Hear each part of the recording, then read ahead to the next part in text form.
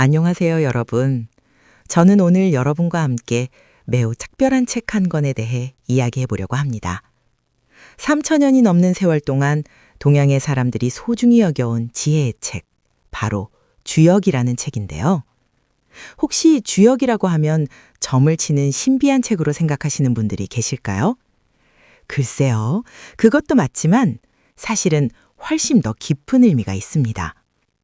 주역은 우리 인생이 어떻게 변해나가는지 그 변화의 원리를 설명해주는 참된 지혜서인 것입니다. 오늘은 저와 함께 이 오래되고 소중한 지혜를 함께 나누어 보겠습니다. 어려운 한자는 빼고 우리가 실제로 살아가면서 겪는 상황들에 빗대어 쉽고 편하게 설명해 드릴 테니까요. 편안한 마음으로 따라와 주세요. 먼저 주역을 이해하기 위해 꼭 알아야 할 4가지 핵심 원리가 있습니다. 첫 번째, 세상은 계속 변한다는 것입니다. 여러분, 생각해 보세요. 우리의 인생에서 항상 같은 일이 반복되나요? 아니지요. 어제와 오늘이 다르고 봄과 여름이 다릅니다. 마찬가지로 우리의 인생도 계속 흘러가고 변해나갑니다. 이것이 첫 번째 진리입니다. 두 번째, 잘 될 때는 겸손해야 오래 간다는 원리예요. 우리가 성공하고 운이 좋을 때 우리는 자연스럽게 자만심이 생기곤 합니다. 내가 잘나서 이 정도 성공했구나 하는 생각 말이에요. 하지만 주역이 우리에게 말해주는 것은 이겁니다. 산 정상에 올라간 사람이 가장 조심해야 한다는 것을요. 계단을 내려올 때가 가장 위험하니까요. 그래서 우리가 잘 될 때일수록 더욱 겸손하고 조심해야 오래 그 좋은 시간을 지속할 수 있다는 뜻입니다. 세 번째, 힘들 때는 참고 기다리면 반드시 기회가 온다는 거예요. 이건 정말 위로가 되는 말입니다, 여러분. 우리가 인생에서 힘든 시간을 만날 때 우리는 그것이 영원할 것 같은 절망감을 느끼곤 합니다. 하지만 주역은 우리에게 약속합니다. 봄꽃이 피기 전에 긴 겨울이 있듯이 우리의 어두운 시간도 반드시 지나갈 것이고 그 뒤에는 새로운 기회가 기다리고 있다고요. 우리는 그냥 참고 견디면서 때를 기다려야 한다는 뜻입니다. 마지막으로 4번째, 너무 지나치면 반드시 꺾인다는 거랍니다. 우리 몸과 마음에도 한계가 있지요. 음식도 적당해야 맛있지 너무 많이 먹으면 탈이 납니다. 일도 적당해야 생산적이지 너무 많이 하면 쓰러져 버립니다. 모든 것은 균형이 필요합니다. 이것이 주역의 또 다른 지혜입니다. 이 4가지 원리, 정말 깊지 않나요? 사실 이것이 인생을 사는 데 필요한 모든 지혜를 담고 있다고 해도 과언이 아닙니다. 이제 주역의 64개 궤를 함께 살펴보겠습니다. 먼저 처음 30개 궤는 우리 인생의 시작과 성장 과정을 보여줍니다. 첫 번째, 건궤, 하늘, 강함, 창조. 첫 번째 건궤는 하늘을 나타냅니다. 하늘은 강하고 창조적인 힘을 상징하죠. 새로운 것을 창조하고 밀고 나가는 에너지입니다. 그래서 건궤가 나타날 때는 지금은 밀고 나갈 때라는 뜻입니다. 건궤를 만났다면 지금은 주저할 때가 아닙니다. 우리가 계획한 것들을 실행에 옮겨야 할 때입니다. 새로운 사업을 시작할 때, 새로운 도전을 할 때, 건궤는 우리에게 용기와 힘을 줍니다. 밀고 나가라. 지금이 바로 그 시간이다. 라고 말해주는 거죠. 하지만 건궤를 만났다고 무조건 앞으로만 가면 되는 건 아닙니다. 우리의 다음 궤를 봐야 합니다. 두 번째, 곤궤. 땅, 포용, 기다림. 바로 다음 곤궤입니다. 곤궤는 땅을 나타냅니다. 땅은 하늘과는 달리 받아주고 기다리는 힘을 상징합니다. 포용하고 받아들이고 기다린다는 의미죠. 그래서 곤궤는 밀지 말고 받아들여라는 메시지를 전해줍니다. 곤궤를 만났다면 지금은 성급할 때가 아닙니다. 우리가 할 수 있는 것은 받아들이는 것입니다. 새로운 상황을 받아들이고 변화에 적응하고 때를 기다리는 것입니다. 마치 땅이 모든 씨앗을 받아주고 키워내듯이요. 건과 곤, 이 2가지 힘이 모든 64개 궤의 어머니라고 불릴 정도로 중요합니다. 밀고 나가는 것도 필요하지만 받아들이고 기다리는 것도 그만큼 중요하다는 뜻이죠. 세 번째, 둔괴, 시작의 어려움. 세 번째 둔괴는 시작의 어려움을 말해줍니다. 여러분, 처음 시작할 때가 가장 힘들지 않나요? 새로운 일을 할 때, 새로운 학교에 갈 때, 새로운 직장에 들어갈 때, 모두 초반이 가장 어렵습니다. 마치 씨앗이 흙을 뚫고 나올 때가 가장 힘이 드는 것처럼요. 그래서 주역은 우리에게 말합니다. 초반의 고생은 당연하다. 이것은 실패가 아니다. 모든 시작은 이렇다고요. 둔괴를 만났다면 지금의 어려움은 일시적이고 자연스러운 것이라는 뜻입니다.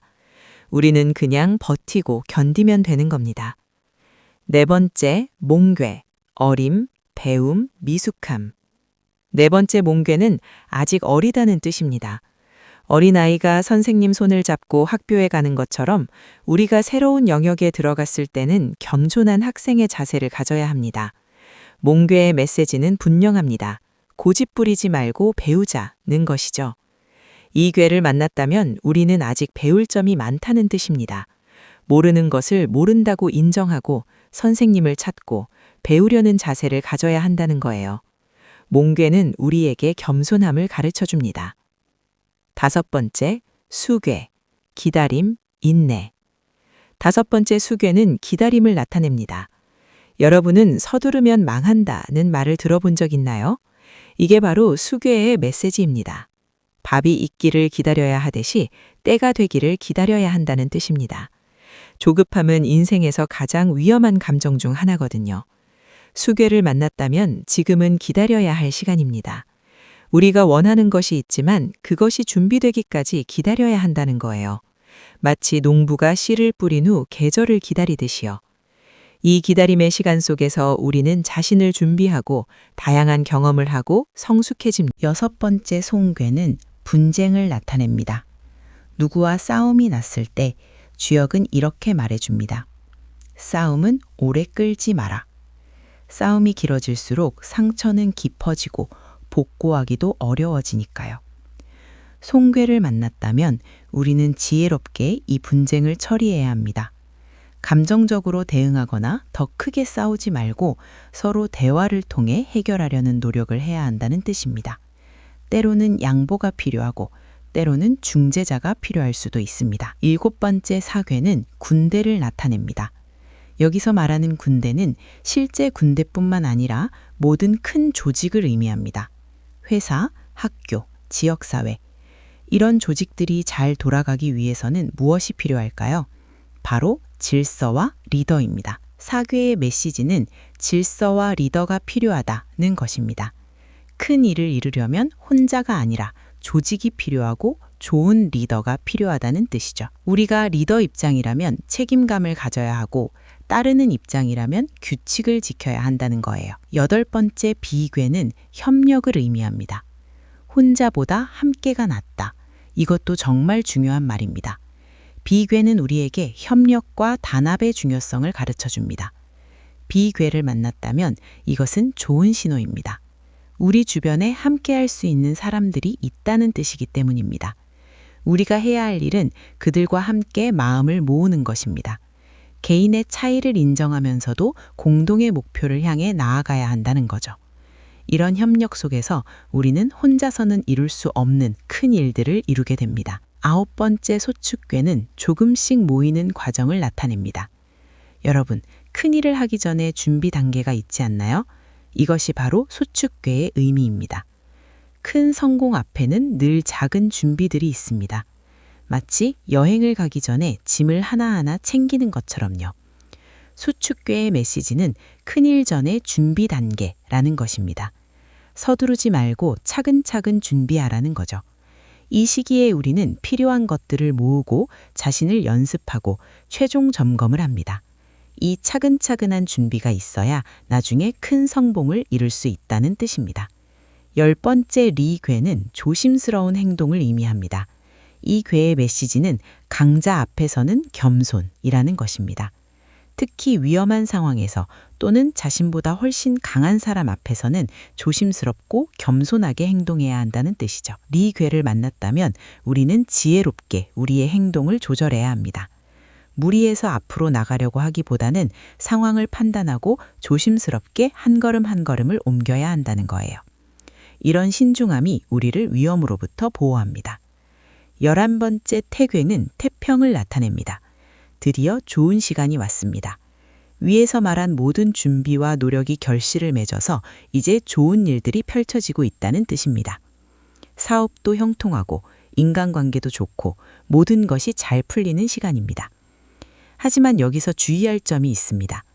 태괴의 메시지는 잘 풀린다 이지만 뒤에 괄호로 하지만 방심금물이라고 붙어 있습니다.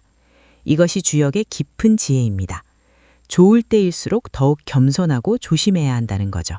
산 정상이 가장 위험한 곳인 것처럼.